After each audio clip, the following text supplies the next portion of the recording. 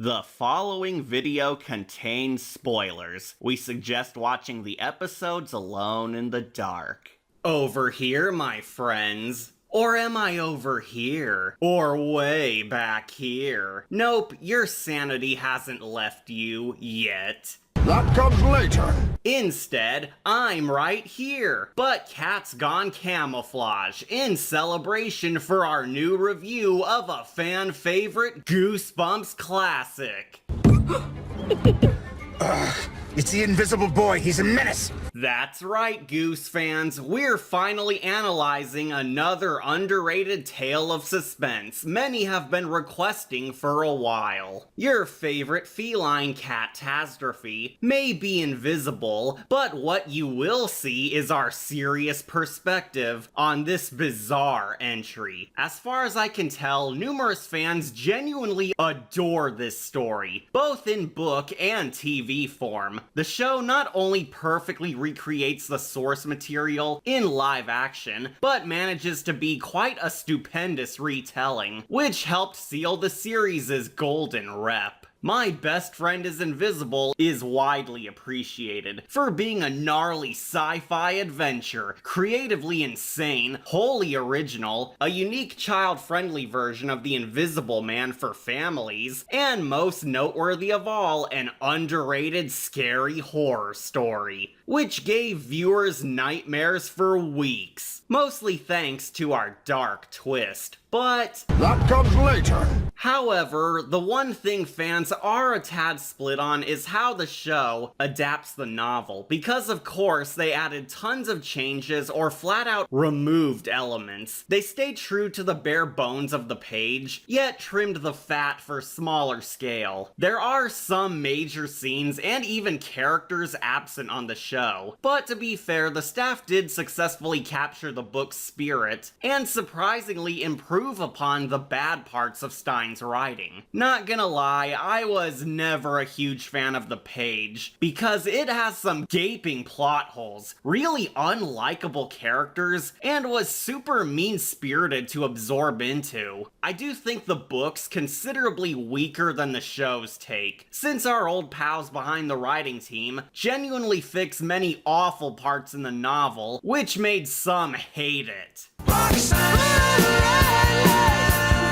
But we're also here to see if it succeeds as a worthy visual medium as well. And luckily, there's a lot to look forward to, as it was a rather fun episode. We got him now! Never once heard anybody hate this episode, and despite not making many top 10 lists, most of us fans view this as a dumb fun, if super creepy nightmare, and a rare highlight of the infamous third season. Stine basically introduces kids to the iconic monster, the Invisible Man, but age lifts the villain into a child so as to generate some zanier mischief for the younglings. Did he succeed at his little dark experiment? Well, that's what we plan to shine our molecule light detectors on to find out. So grab your proton packs and infrared goggles, because we're seeing to believe. This is our wacky review on the obscure Goosebumps fable, My Best Friend is Invisible.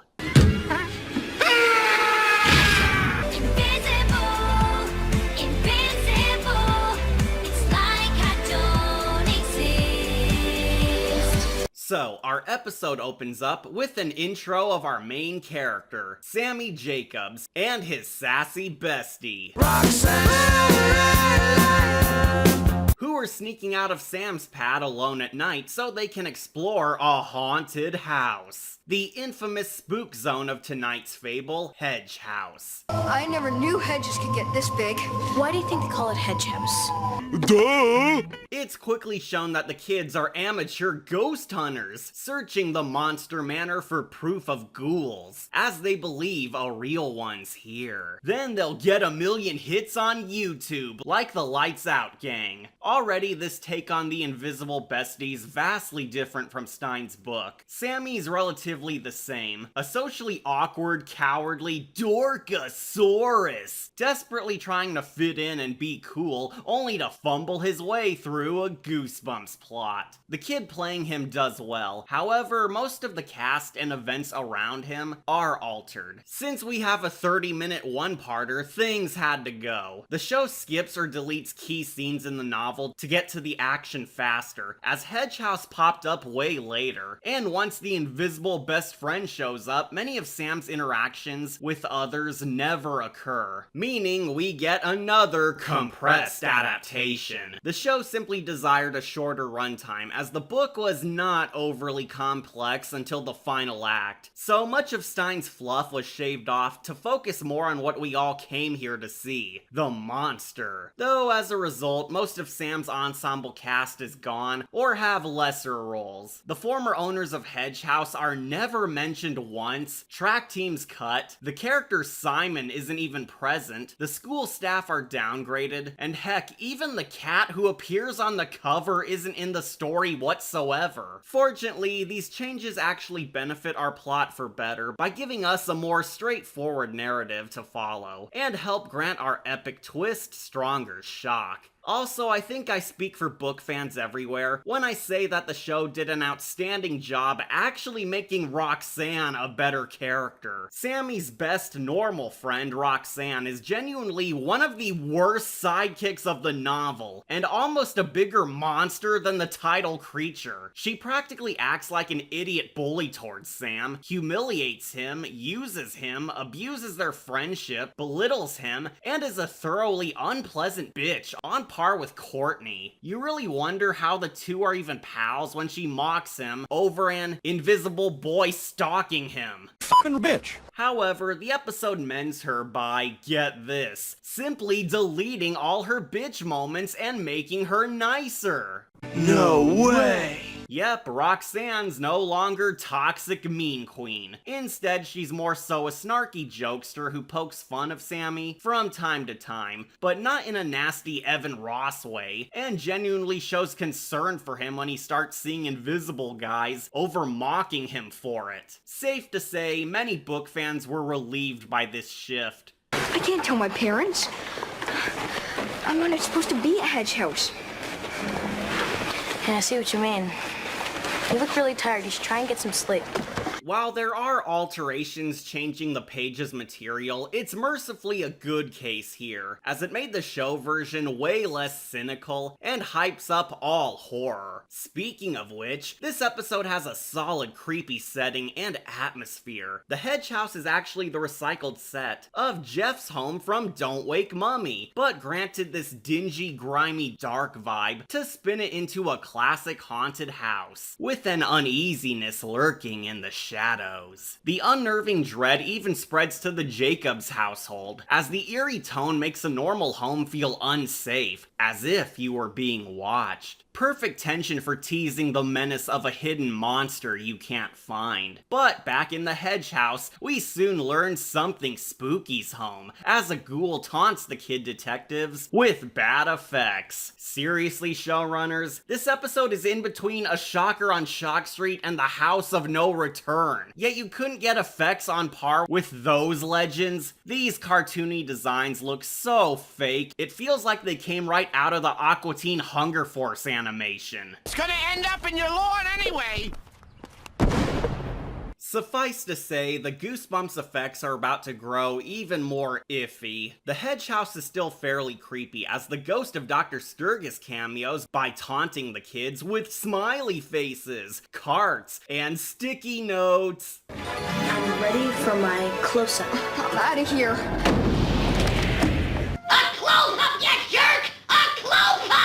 Simple but effective tension building. However, they get jump scared by Pennywise, where we get a super awkward cut to the kids running back home, explaining it was all a trick, somehow. Get that thing away from me. It's a rubber mask, Sam. You scare way too easy. It was floating in the air, like something invisible was wearing it. Why didn't you get it on tape? I always hated this scene because it confused me as a kitten. Like, what the heck just happened? How'd they escape the ghost? What did it do? How did Roxanne never see the clown face flying on its own? Aren't you too curious that somebody left pranks and notes as if they were expecting somebody to enter an abandoned house? Are you familiar with the old robot saying, does not compute? It's just a weird jump to speed up the plot. Sammy says screw this, he's going home. But unlucky for him, a new friend followed. We quickly get some character establishing scenes to understand our main man. Sammy's the son of brilliant scientist parents. Apparently one is Egon Spangler. I collect spores, molds, and fungus.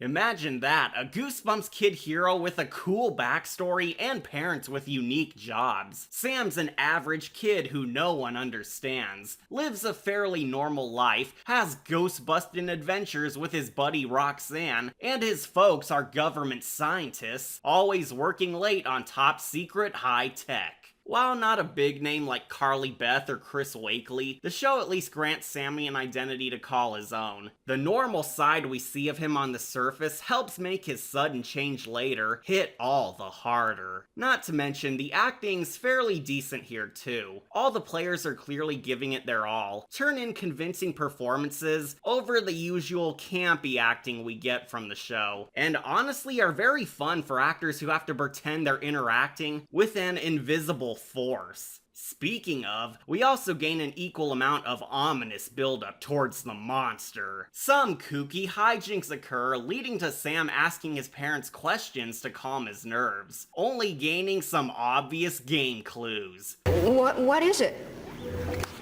It's a secret. I can't talk about it. It looks like some kind of light. What does it do? It's for seeing things that are hard to see.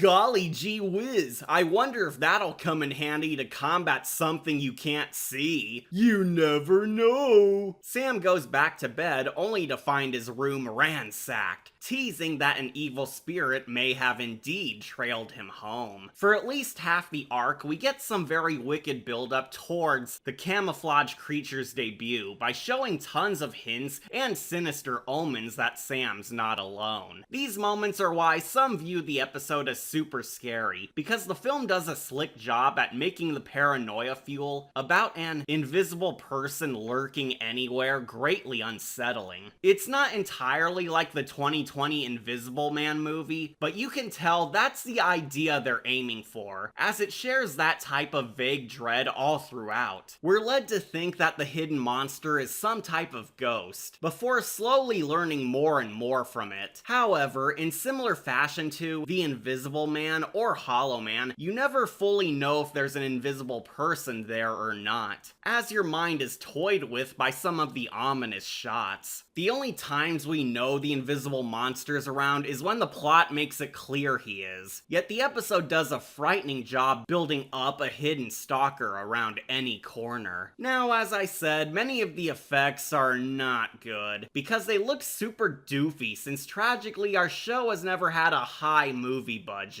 I like money. However, it's still very impressive since the monster's vagueness helps make it unclear whether or not it truly is Sam's friend or foe. After falling asleep while watching The Scarecrow Walks at Midnight, boring episode, we get a super long fake-out dream of the ghost of Hedge house haunting Sam's house, with some trash Star Trek Discovery effects, only to wake up back in the real world, where ghost boys exist.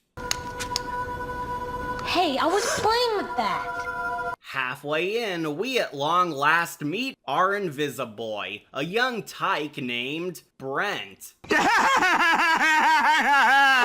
Brent's a snippy, bratty douchebag ghost who followed Sam because he wishes to hang with our protagonist as best friends.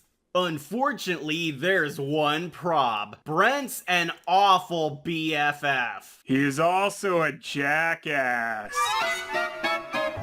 So we've reached the vital element, which will either make or break this episode for you. Ironically, our invisible best friend. First off, the spooky kid's name is Brent. Brent? All of Stine's kick-ass monsters, and you go with the most normal, generic human name possible? Even on the page, this was such a goofy-ass name for a magical creature that the show staff made fun of it.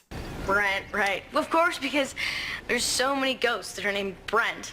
It's just a lame name, even if it does foreshadow part of the twist. However, much like Stine's novel, the episode quickly hits massive mood whiplash whenever Brent gets involved in the plot. At some points in the tale, he's appropriately creepy and menacing, since he uses his powers for selfish, wicked misdeeds. But at the same time, he's also played for laughs. Why? Because he desperately wants to be besties with the frightened Sammy, and does the classic sitcom formula of trying to use his powers to help, only to comically screw up every time. As Brent is a really dumb fool who causes more probs for his unlucky loser friend. Essentially, our Invisiboy is that wannabe loser who desperately annoys others to fit in with the cliques, but is absolutely oblivious that they're an unwanted nuisance, which only harms the monster's image as a scary ghoul, when he's also a wacky dimwit.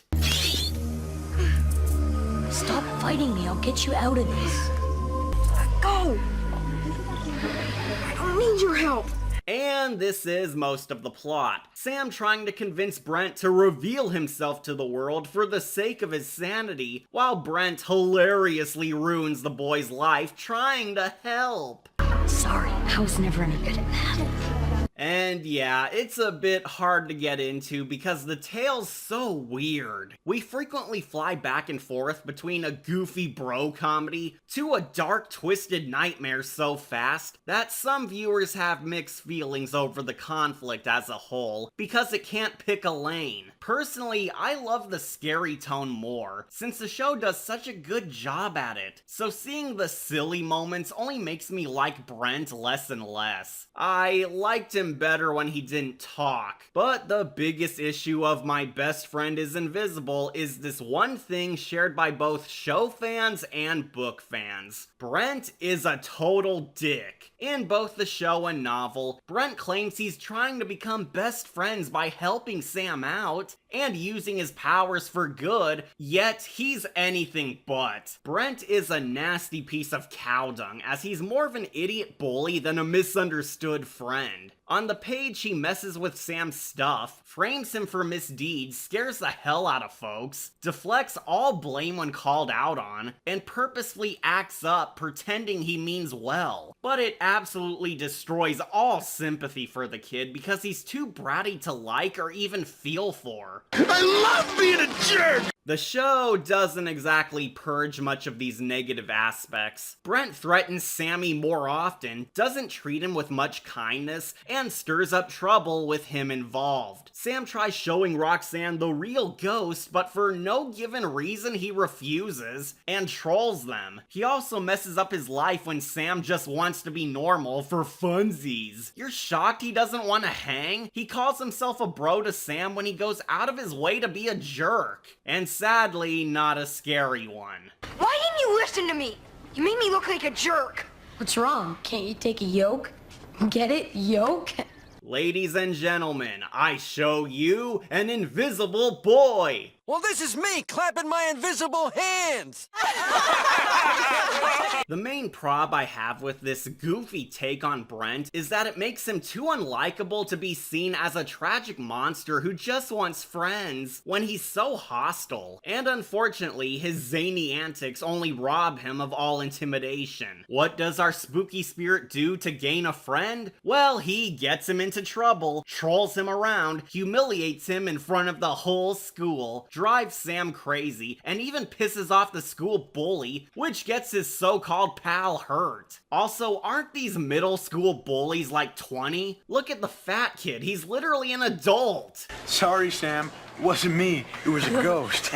Oh, knock it off, Kearney. Why are you still in this school anyway? We were in 3rd grade together. Stupid school doesn't know how to teach me. Oh, and Brent also ditches his bro in a fight. What the H? You instigate a fight with other twits, then flee your bro in his hour of need? Frickin' Invisa prick!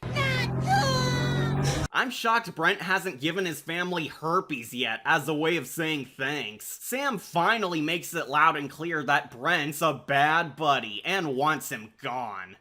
You're not my friend. What are you saying, Sam? I'm saying you're not my friend. What are you saying, Sam? I'm saying you're not my friend. What are you saying, Sam? I'm saying you're not my friend. What are you saying, Sam? I'm saying you're not my friend. What are you saying, Sam?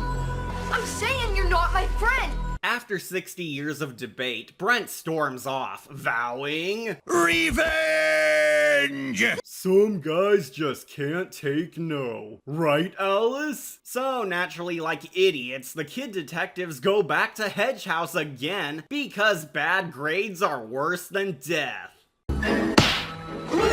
But this time they managed to find some clues. Detective Sunset Shimmer would be proud. Sunset Shimmer, certified detective. Our Ghostbusters discover someone's actually living here, where Brent attacks. There will be no video or flash photography on this ride. I so wish we got more of this Brent side. The kids scatter, but Ghost Boy breaks in, alerting everyone, meaning Egon finally steps up. The ghost is in the house. I knew there was some out there. I just never thought they'd come here. We better do something about it. This could traumatize Sam. I love how that's the first reaction the parents have. You learn your son is being haunted by an invisible psycho, and your first thought is how this might traumatize your kid, and not the fact that he's trying to kill him. Even good Goosebumps parents can't avoid the stupid ray. Speaking of which, Brent tries killing Sam in a fit of yandere rage, but Egon enters using his tech from earlier to bust 'em ghosts. Remember? Where we reach our twist ending. Brent's no ghost, he's a human boy. What? In fact, Brent is actually the last of his kind, because our protagonist Sammy and every other character around him are all aliens. For you see, Sammy and the populace of this world are really space invaders who conquered this planet and purged all of humanity so they could steal their lives for their own kind. Brent's truly the sole human being who survived the Great War, thanks to his family turning him invisible so he could secretly hide safely among their old lost world. I presume Brent's relatives were scientists too, but not good at inventing weapons. Not now, son. I'm making toast. This led to Brent becoming the ghost of Hedge House, because that was his home before the war, and the last place he had to remain safe, as he was scaring people away with his powers until Sammy got too close for comfort. He pretended he was a wicked spirit, spooked others, and ruined lives in order to keep his secret. My parents did it. They said I might be able to survive, if no one could see me. Now I understand why you're so angry. Why did you take over our planet?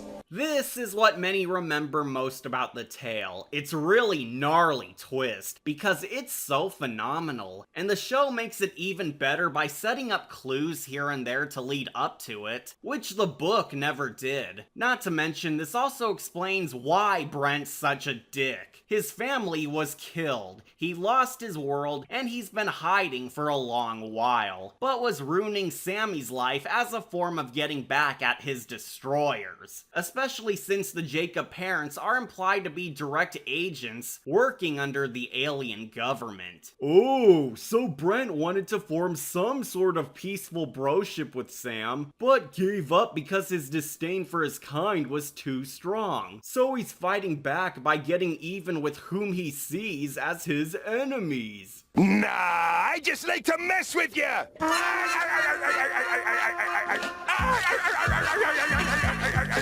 How However, the real reason kids love this twist is because it's not only mind-blowing, but also utterly horrifying. Sammy and his clan reveal their true otherworldly forms.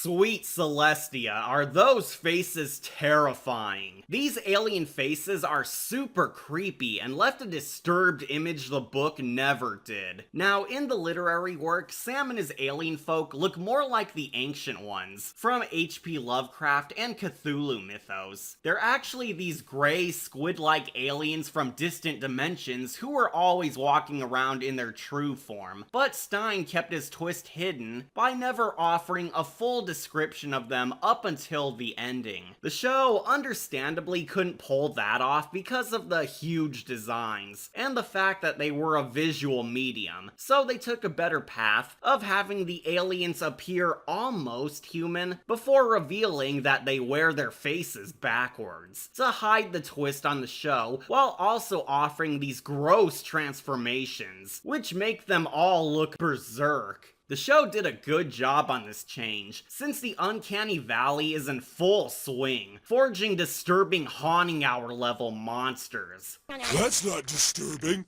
This is disturbing. Hi there, SpongeBob. My name is Pat Back. Oh, but it gets better. The aliens are also evil psychos. In the novel, the Jacobs were actually kinder, as they only took the planet after humanity allegedly died out, while the show changes this to a darker idea. Here, the aliens wiped out the human species themselves. The molecule light device was built to round up survivors, and the Jacob parents are a part of the Reich, making new ways to purge the undesirables. Yes, our hero and his loved ones were secretly villain protagonists all along. In the book, they simply capture Brent but send him off to a human zoo, where hopefully he's safer. But on the show, they fix everything by murdering Brent. Yep, the Invisible Boy dies. We won't hurt you, Brent. We promise.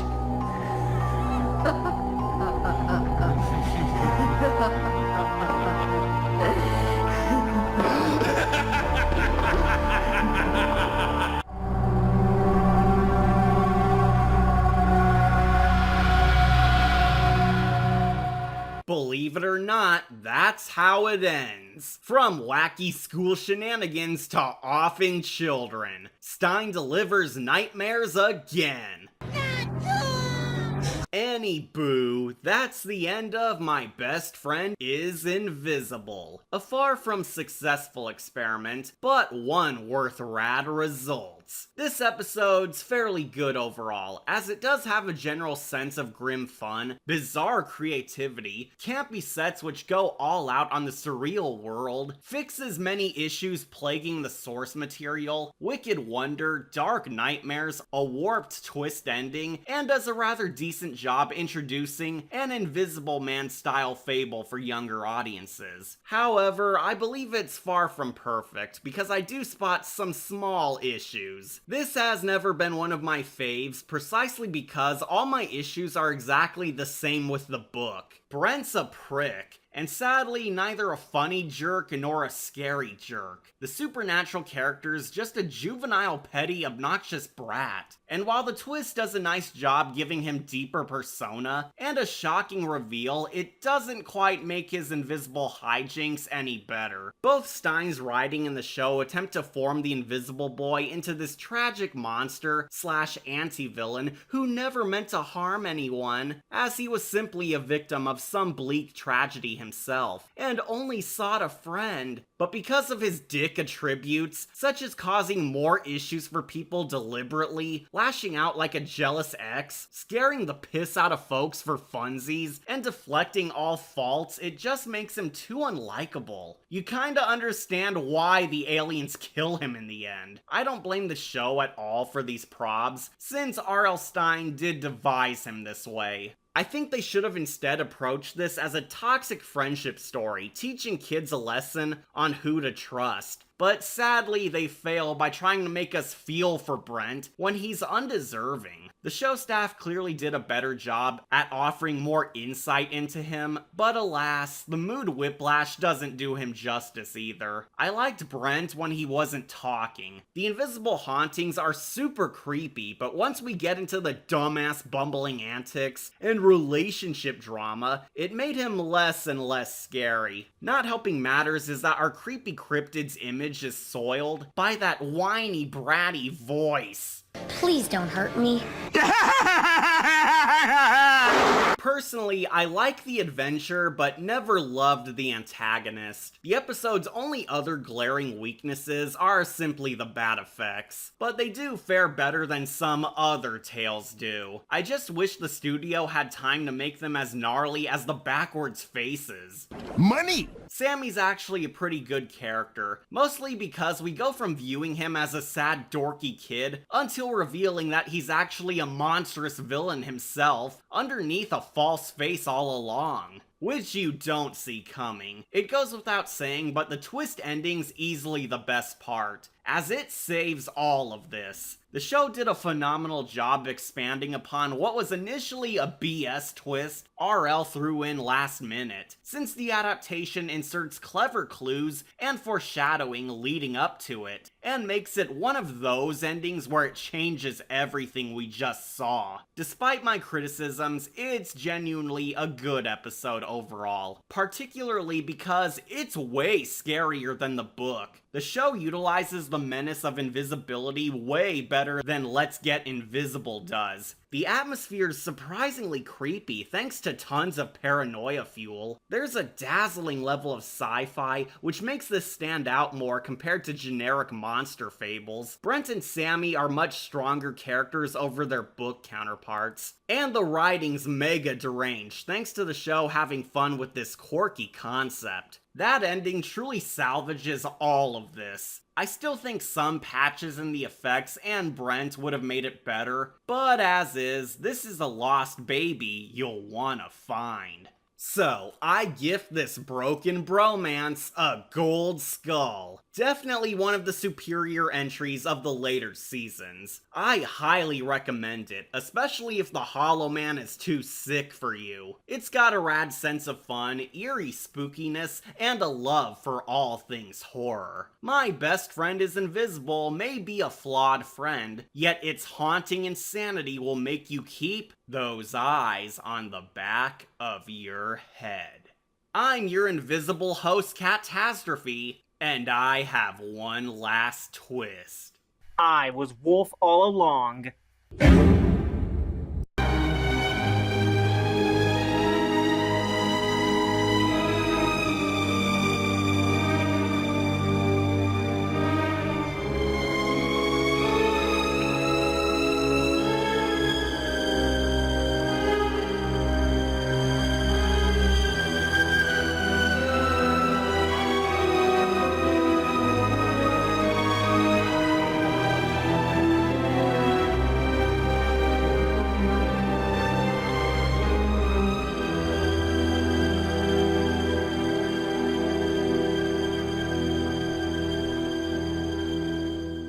It's the invisible boy. He's a menace.